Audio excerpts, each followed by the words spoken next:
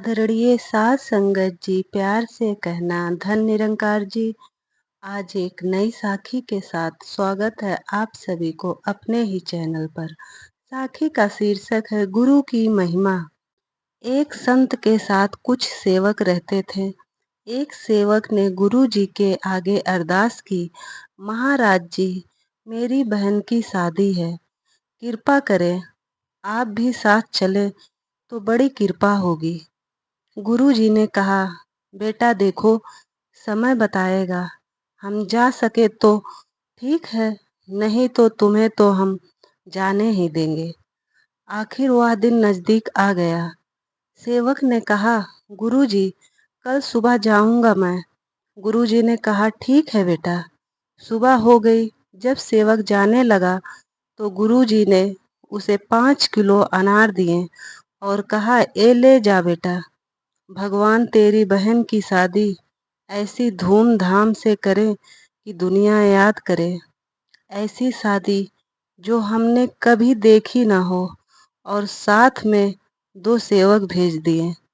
जब तीनों सेवक वहां से चल दिए तो जिस सेवक की बहन की शादी थी वह दूसरे सेवक से बोला, गुरुजी को पता ही था कि मेरी बहन की शादी है और हमारे पास कुछ भी नहीं है, फिर भी गुरुजी ने मेरी पैसे से कोई मदद नहीं की।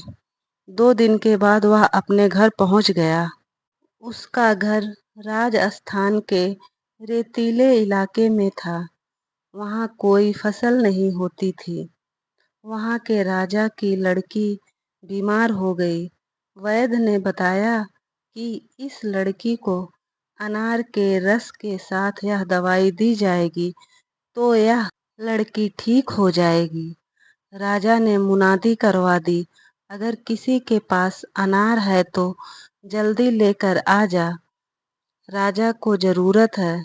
जब यह आवाज उन सेवकों के कानों में पड़ी, वह सेवक उस मुनादी वाले के पास गए और कहा कि हमारे पास अनार है, चलो राजा के पास। राजा को अनार दिए गए और अनार का जूस निकाला गया। लड़की को दवाई दी गई। लड़की ठीक हो गई। राजा ने पूछा, तुम कहाँ से आए हो? तो उसने सारी हकीकत बता दी। राजा ने कहा, ठीक है, तो तुम्हारी बहन की शादी अब हम करेंगे। राजा ने हुक्म दिया कि ऐसी शादी होनी चाहिए कि लोग वह यह कहें कि यह राजा की लड़की की शादी है। सब बारातियों को सोने चांदी के उपहार दिए गए। बारात की सेवा बहुत अच्छी हुई। लड़की को भी बहुत सारा धन उपहार के रूप में दिया गया। लड़की भी राजी खुशी विदा होकर अपने घर चली गई। अब सेवक सोच रहे हैं कि गुरु की महिमा गुरु ही जाने। हम ना जाने क्या क्या सोच रहे थे गुरु जी के बारे में।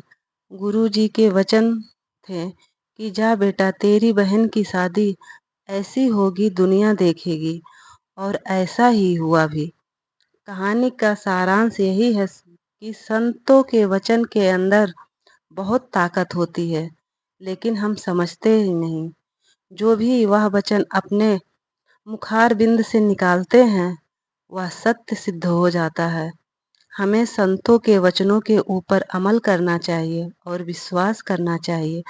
ना जाने संत मौज में आकर क्या दे दे, रंक से राजा बना दे।